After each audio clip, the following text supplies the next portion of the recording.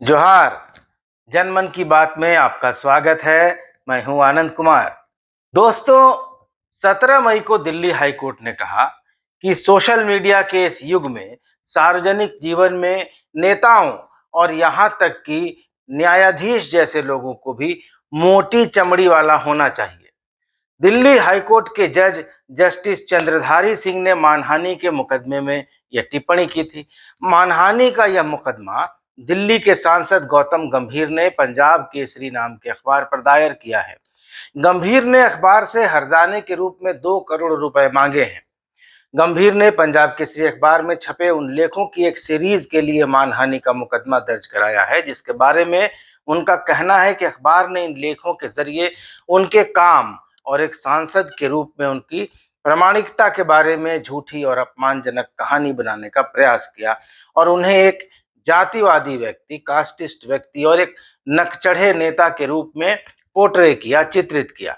इस पर बहस के दौरान न्यायमूर्ति चंद्रधारी सिंह ने कहा कि यदि रिपोर्टर क्षेत्र में गया है और इस तरह की टिप्पणियां की जा रही हैं तो आप एक लोक सेवक हैं, निर्वाचित व्यक्ति हैं, आपको इतना संवेदनशील होने की जरूरत नहीं है।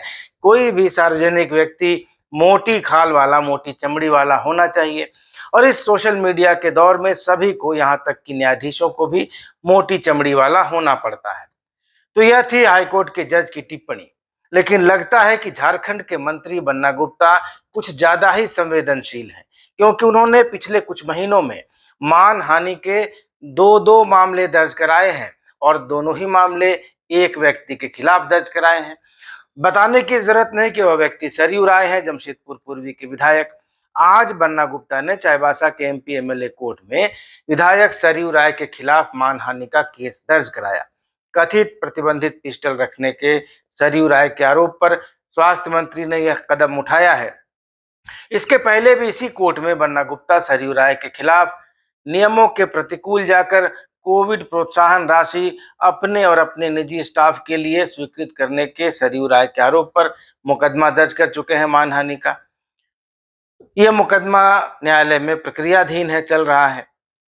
तो इस तरह से बन्ना गुप्ता की तरफ से सरयू राय के खिलाफ मानहानि का आज का जो मामला था वो दूसरा मामला था। मंत्री बन्ना गुप्ता ने सरयू राय पर आरोप लगाया है कि वे हमेशा विभिन्न मीडिया माध्यमों से, समाचार पत्रों के जरिए मंत्री बन्ना गुप्ता पर झूठे और बेबुनियाद आरोप लगाते हैं। इससे उनकी राजनीतिक और सामाजिक छवि खराब हो रही है।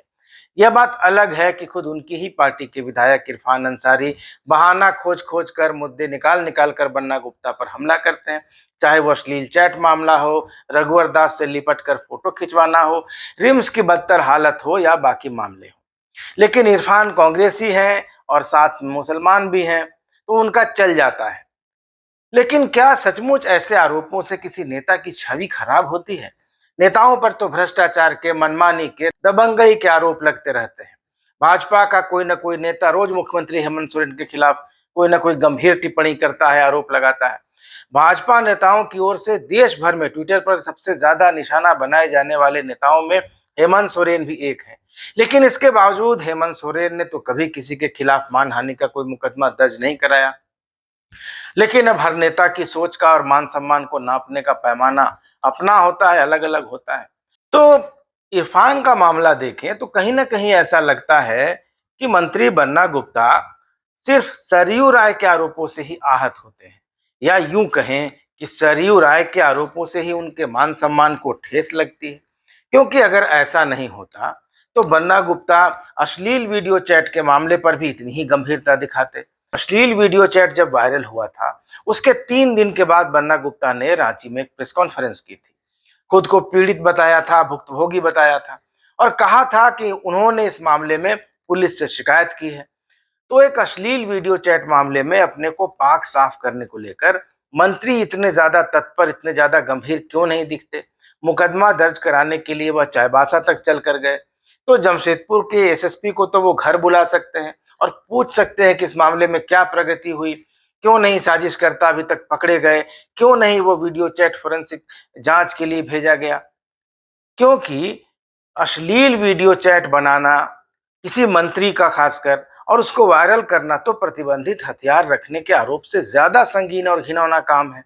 फिर बन्ना गुप्ता को इसकी चिंता जरूर होती होगी क्योंकि वह अश्लील चैट तो उनके घर परिवार के साथ उनके चुनाव क्षेत्र के वोटरों ने देखा, पूरे झारखंड और पूरे देश के लोगों ने देखा। पूरे देश के प्रिंट और इलेक्ट्रॉनिक मीडिया ने बनियान पहनी हुई उनकी तस्वीर दिखाई, खबर चलाई। दुनिया भर के लोगों ने चटखारे लेकर इस वीडियो चैट को देखा। जिन्होंने नहीं देखा था उन्होंने दूसरों से मांग मांग कर देखा। ऐसे किसी वीडियो में जो इंसान दिखाई देता है उसकी मान प्रतिष्ठा तो धूल में मिल जाती है। लोग बाग उसे हिकारत से देखते हैं। तो क्या यह अचरज की आश्चर्य की बात नहीं है? इस मामले में खुद शिकायत दर्ज कराने के बावजूद, कंप्लेनेंट होने के बावजूद, प्रेस कॉन्फ्रेंस में यह बात कहने के बाद भी कि मैं भुक्तभोगी हूं, मैं पीड़ित हूं, मैं जांच की मांग करता हूं, आज तक न तो पुलिस ने इस मामले पर एक शब्द कहा, न उस प्रेस कॉन्फ्रेंस के बाद बन्ना गुप्ता की तरफ से इस मामले में कुछ कहा गया। सिर्फ इतनी ही जानकारी है कि सारे चीजें पुलिस ने कोर्ट में दे दी है और वहां से आदेश की प्रतीक्षा कर रही है। लेकिन अगर यह किसी मंत्री के चरित्र हनन की साजिश थी तो यह बिल्कुल राजनीतिक हत्या की साजिश थी, सामाजिक तौर पर मुंह काला करने की साजिश थी। तब इसमें इतना इग्नोरेंट क्यों है लोग? बहरहाल सबकी सोच अलग अलग होती है। मानहानि का यह मुकदमा अब कोर्ट में जा चुका है और मुकदमा तय करने वाले पर निर्भर करता है कि वह किस आधार पर अपने मान सम्मान की क्षति का आकलन करता है। कोर्ट में इस मामले की अगली तारीख 29 मई को होगी। दो नेताओं के बीच का यह जो कानूनी मसला है, जो आरोप प्रत्यारोप से बढ़कर अब अदालत तक पहुंच गया है, इसमें आगे अब क्या होता है, कोर्ट की कार्रवाई क्या होती है और यह मामला कहां तक जाता है, कोर्ट इस पर क्या फैसला लेता है, इस पर नजर रखेंगे हम लोग और आपको समय समय पर बताते रहेंगे। वीडियो कैसा लगा ये कमेंट करके जरूर बताइएगा। मिलेंगे अगले वीडियो में, तब तक इजाजत दीजिए। धन्यवाद। नमस्कार।